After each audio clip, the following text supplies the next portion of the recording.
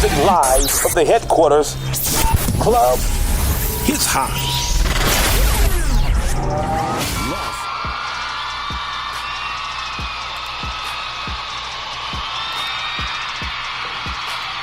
Hey, what's up? What's going on, y'all? This is your boy, Mr. His Hop, coming at you from the headquarters. This is His Hop Radio Las Vegas.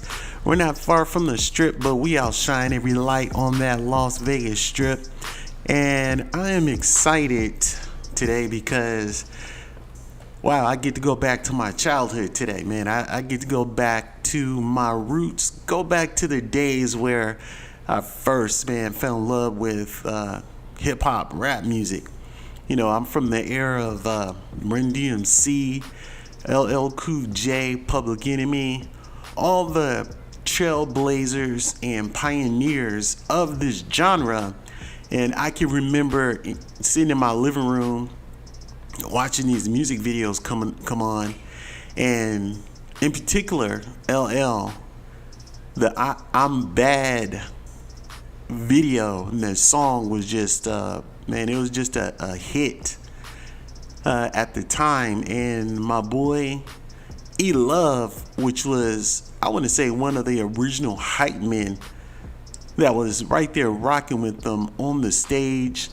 You got a couple of other hype men out there. You have of course, we remember Flavor Flav with the clock, and just different people that would sit there and just make the whole experience and whole event just more exciting and just more energy and things like that. And yeah, and so I ran into my boy E-Love at the Las Vegas Business Mixer, the LVB&M Business Mixer. Shout out to Paula and Sylvester for holding this thing at the Santa Fe Hotel. Every Tuesday, they've been out doing this thing faithfully for about 18 years now. And it pays off. I want to say dedication pays off, and commitment pays off. If you have a vision, if you have a dream, and if you just have something that you know God has called you to, I want to encourage you to stick with it, because you never know the impact you might be making. You never know who is going to benefit from that. And who walked through the doors at this last mixer was none other than E-Love, the hype man for LL Cool J. This man is he's known all over the world. Let me put his flyer back up. Now in the background you got LL Cool J, you got E-Love, then you have Cut Creator, and I believe that's Bobcat that is right behind him. And these are some of the bros that were in the music video with LL Cool J. And so I was excited. I was, like I said, it just went back to my childhood. And he agreed to sit down with me and have an interview on the His Hop Radio Podcast Network. I shared with him what we've been doing out here in Vegas. You know, we took this genre and we gave it back to Jesus. You know, that's our heart, His Hop Nation and His Hop Radio. We want to impact and touch our community by changing the culture, right? Changing the hearts, changing the minds, and changing. And the only way you can really change a person is through the gospel of Jesus Christ, right? Allowing the power of God to fall upon anyone that God has called. But I just wanted to say that to say this. It was amazing to connect with one of the pioneers of the genre, as we are using this genre to push the gospel. So we get into a story during this interview, but what I really want you to pay attention to is what he said about our genre, CHH, the Christian hip hop genre. He had some interesting things to say, and I hope and pray that we can pick up some nuggets, that we could take what he said from his point of view, take some of his advice and use it to our own advantage and make our genre even better. So this is an audio interview. He came and sat at the table with me, so I'm gonna play the audio, and then I will be sitting here responding to it as we get into it. So like I said, man, this is amazing. So check it out. Our boy E-Love right here on the His Hop Radio Podcast Network. You are listening to the light of Las Vegas. This is the His Hop Radio Show.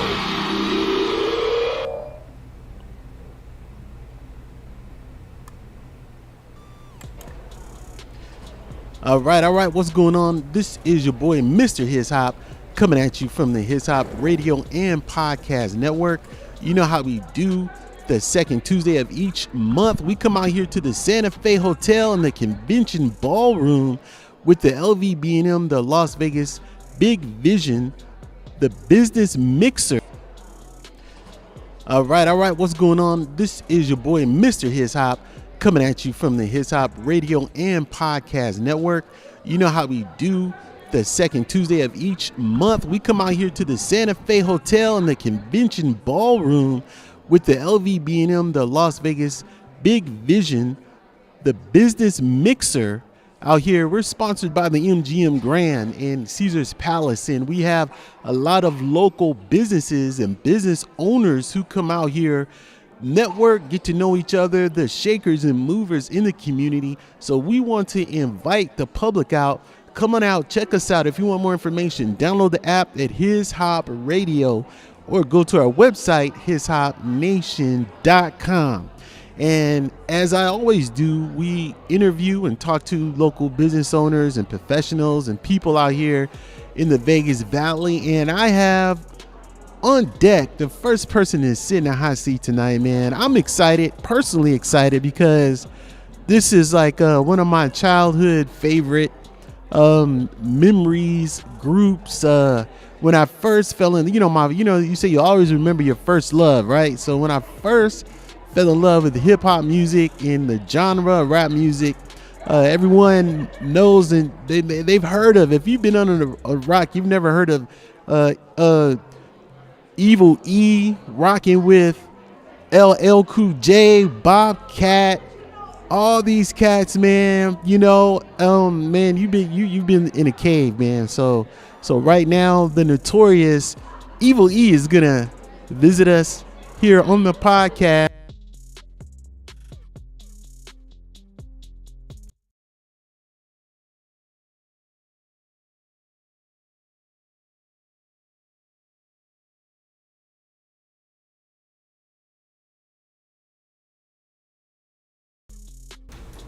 All right. Can you hear me now? Okay.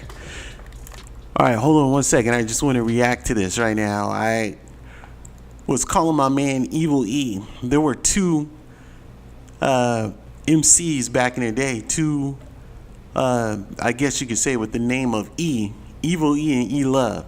So that's my bad. I want to apologize for introducing him as Evil E, but he's going to correct me in the video. It's actually E-Love. So just want to apologize for that, y'all. All right, let's get back to it.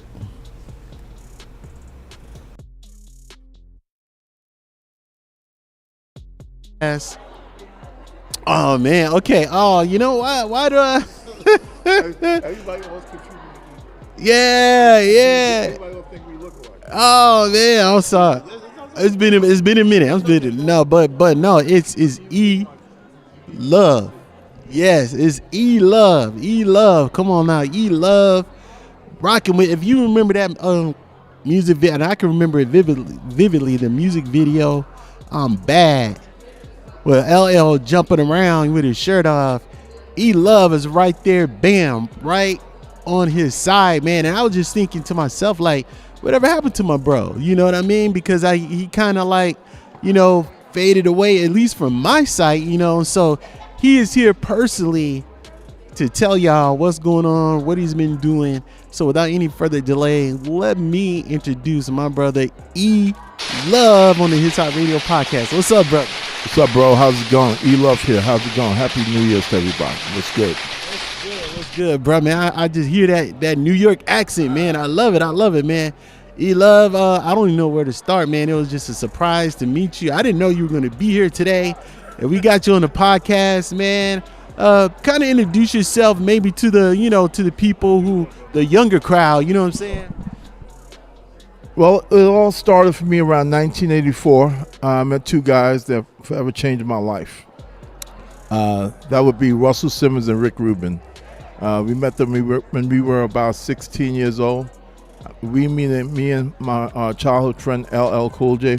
I call him Todd. I just can't call him LL. I just gotta say Todd. But when I say Todd, I'm talking about LL Cool J. So when me and Todd met Rick and Russell, they were just thinking about starting a label called Def Jam Records.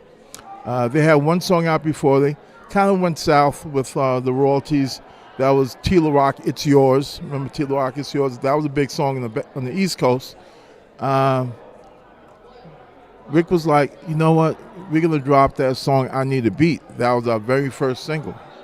And when they decided to drop I Need a Beat, they dropped it independently. Nobody had any real money at that point in time. Rick's parents came up with some cash to pay for the marketing, pay for the pressing, pay for us to start going on the show. Going on different shows around New York, New Jersey, Philly, Connecticut, shows that was drivable for us. We would just drive out there, do the show, and drive back the same night because nobody had money for a hotel. So that's how it started off for us. After that, my career took off. In '84, started producing Cool J. Then I started doing the marketing for the label Def Jam Records. That would be the posters, bus stop billboards. Then we went on a couple of major tours with Run DMC, the Fat Boys, Curtis Blow, Sheila E. And at that point in time, the single was popping. Then we finally dropped the first CD, which was Radio. And Radio took off in a crazy way because that song about radio, we actually did this movie called Crush Groove. Right? Crush Groove was a Warner Brothers release. It came out in 1985. It starred Run DMC, Sheila E., Curtis Blow, the Fat Boys, introducing Blair Underwood, and Audition. And that movie wound up being a huge hit in all the theaters. So everybody saw the movie because at 85, not too many hip-hop movies made it to the theaters. So when people saw the movie, they heard the song, and they saw us perform the song. So at that point, people started buying our single, thinking it was the soundtrack. So we sold a lot of singles, and it was off to races from that point on. Man, come on, man. You talking my history, man. This is the roots. This is when I first fell in love with the genre, man. I remember that movie. I remember Crush Groove.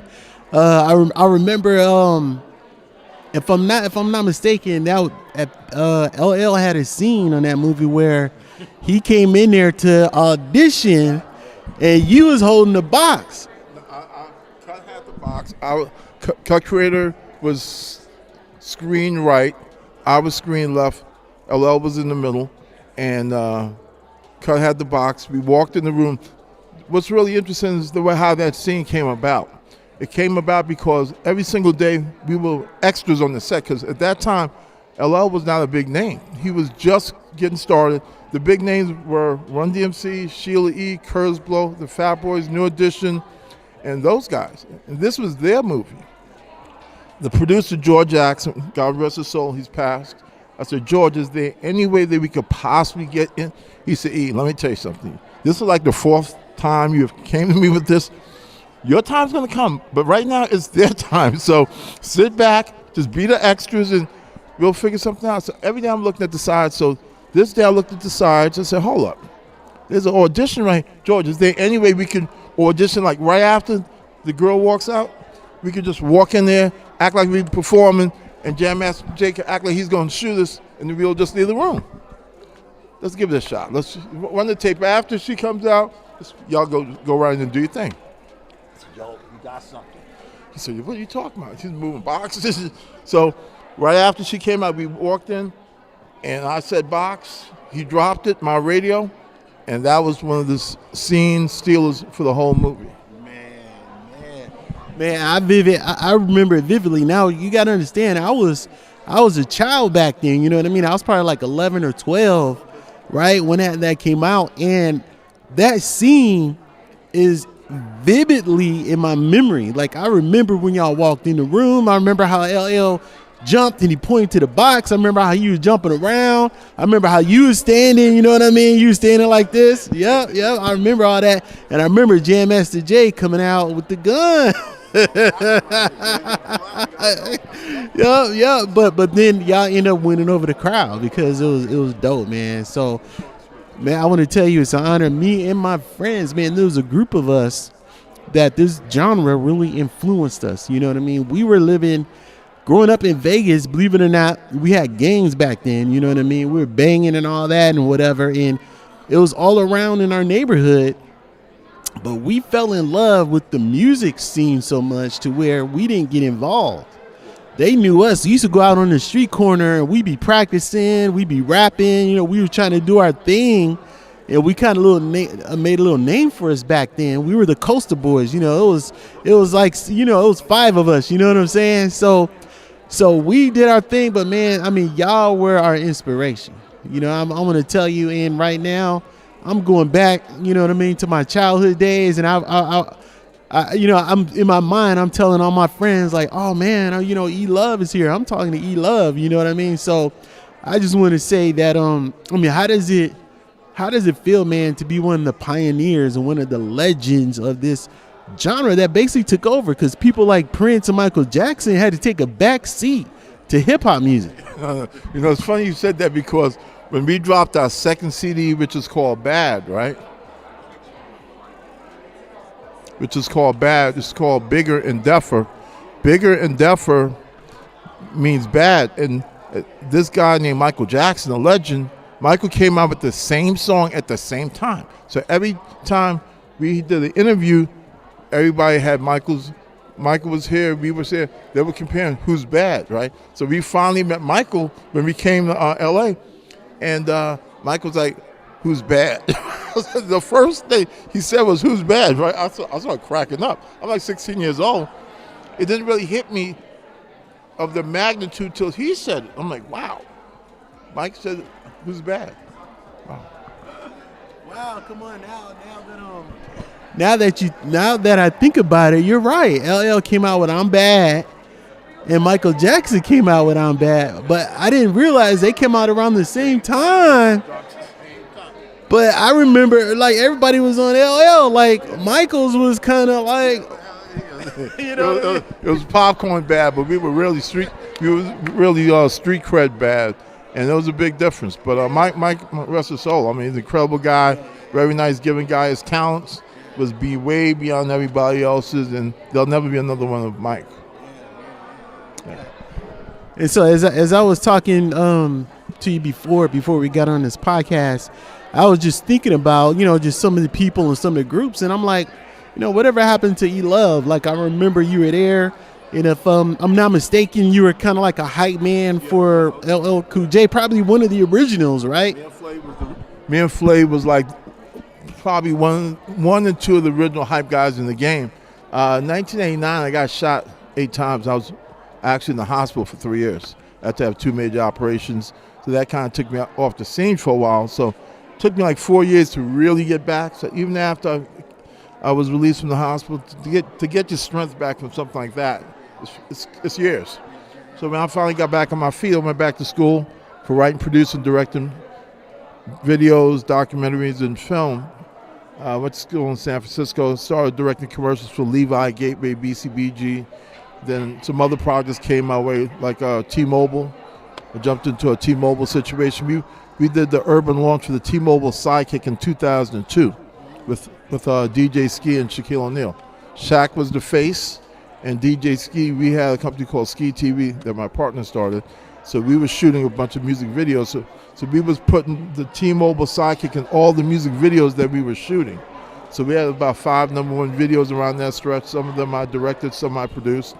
And we wound up selling 40 million sidekicks for T-Mobile. So I became the marketing guy, which is how I started off in the game with Peter Gatien, New York City nightlife in the late 80s. This was the Tunnel, the Limelight, the Palladium. You may have heard of some of these clubs in some of the documentaries, when they talk about early hip hop, they always talk about the tunnel. Every artist performed at the tunnel, from Run DMC to Tupac to Biggie to LL, Jay-Z, you name the artist, DMX, everybody performed at the tunnel. If you was a hip hop artist in the East Coast, if you didn't do the tunnel, you was not legit. Wow, man, I'm just floored, bro. I'm just floored, man. I'm telling y'all, like, God is amazing. God is amazing. This just hit me. Like I had no idea I was gonna run into you today, man, and get you on this podcast. Look at how amazing God works. Okay, so now I want to ask, okay, so what are you currently doing now? If you got anything you're involved in, and then what advice could you give someone who wants to do something in this genre and see me? Because I have a strong faith, in the Bible and Jesus and the Word or whatever. What can you say to the Christian hip hop genre? How can we take this thing to the next level? Well, there really has not been a really big hip hop Christian artist to this point. A couple came, went, but nobody stayed. You know what I mean? So you just have to have the right music, the right message, and you have to have the right timing. Everything's timing. If there's anybody that's listening out there with some real talent, love to work with new young artists. I have several things happening right now. I have 2014, I decided to move to Japan. Yeah, I was living in Tokyo for a while. Started off working on 2 video games. One game was a driving game, and we raised our seed round in Japan. 2016, I bought Stanley. Jeremy ran into the first Tokyo International Comic-Con. I don't know if you've been to a Comic-Con, but this was the very first one. We had 500,000 people there in 3 days, 500,000 people. Yeah. All you got to do is go to my IG, ELOVE Global, and you can see the trailer with me, Stanley, and the rest of the guys from the Comic-Con. We had 500,000 people there. So we have 2 games coming out in 2025 with 2 soundtracks. I have a driving and a boxing game, 2 soundtracks, one soundtrack for each game. And then we have a documentary coming out in about August, September. It's about the top 20 logos in hip-hop. Because I'm the logo for Public Enemy. You know that logo? Yeah. Yeah. Real talk. Yeah, real talk. Yeah, Chuck's my guy. Chuck caught this picture of me in this magazine back in the day, and he happened to sketch this picture out. He said, "Yo, E, we gotta do some business." His manager calls me up, Bill Stephanie. Bill's like, "Yo, E, Chuck want to talk to you. Chuck want to do something?" I said, "I didn't do anything." So long story short, Chuck took this picture of me, because Chuck's a graphics artist. He went to college for that. Yeah. So he took this picture of me in this magazine with my arms folded, and he said, "Yo, this is going to be the logo for Public Enemy. We're going to pay you for your likeness, and every place we go, you'll be right there, because you will be the official logo of Public Enemy." And that's actually the #1 logo in all of hip-hop right now. And that's the one with the crosshair. You're standing in the crosshair. That's the one right here. Bingo. I remember. Yeah. That's you. Yeah, it's me. Yeah. Come on, man. Public Enemy. That's E-Love out there. So they're coming out with the E-Love. Okay, all right. We got a little background noise going on, but it's good. They can still hear you on the mic, so we can still go. We can still wrap it up. So, man, logo. So you're coming to come out with the best logo. So when is this coming out, bro? It should be out by August, September 2024. Okay. So one more time, I want you to give your IG or where you want people to follow you, website or whatever you got going. Okay. My situation's real simple. My Instagram is ELOVE GLOBAL, E-Love Global. Instagram is E-Love, ELOVE Global, GLOBAL. E-Love Nice. Global. Well, it's an honor to have Once you, again, my it's brother. I know we E-Love got Global. this mixer to get to, Like I man. said, you know, I So, met let's him. definitely I connect, wasn't bro, even playing. We and just, do this, like I though. said, All being right, at the y'all, right this place is, at the right this time. is Come His on out Hop. to What this an business amazing mixer. treat Santa to have Fe, my the first bro Tuesday here. of every month. E-Love here If you on are a the business podcast, owner, so come on out and stay grab tuned. a table. Let's stay connected. I'm telling you, you never know who's gonna walk through those doors, and that's living proof right there. I ran into my man E-Love from the LL Cool J crew. That's where he first stepped on the scene, but he told you and mentioned everything else he's got going. The top 20 logos in hip hop. He is the logo for Public Enemy. And it was interesting, and the boy's legit, man. He's legit. Go down, check out his IG. He's been on a lot of talk shows, and he's got a lot of things going. And it was interesting what he said. I just wanted to highlight what he said about the CHR genre. He's saying that there's no artist out there, and if there is an artist that comes out, they don't stick around long. Wow, what do you think about that? They don't stick around long. In other words, when we do get an artist rise up in our genre, they want to jump ship and go over and do secular. Once they get a little traction or something, if we would just stay steadfast in the lane God has given us, we would get more respect and we would make more of an impact. Now, this is alleged. You know, this is E-Love. He's got the credentials, man. He's got the weight. He's got the authority to speak on it because, like I said, he was there when it all happened. He was one of the pioneers. So, yeah, I just want us as a community, the CHH community, think about that. Think about us not having an artist, and when we do, they don't stick around. That's something we need to pray about. That's something we need to go to war for in prayer and see what's going on, and let's be the ones that stick around. Let's be the ones that make a difference in this genre. All right, if you want to check out what we're doing, man, we got some events coming up. We have a lot of things going, and I didn't mention it on this podcast, but download our app, His Hop Radio, in your app store so that you can get caught up. And also visit our website, hishopnation.com. And remember, it's not about us. It's all about the Christ in us. God bless y'all.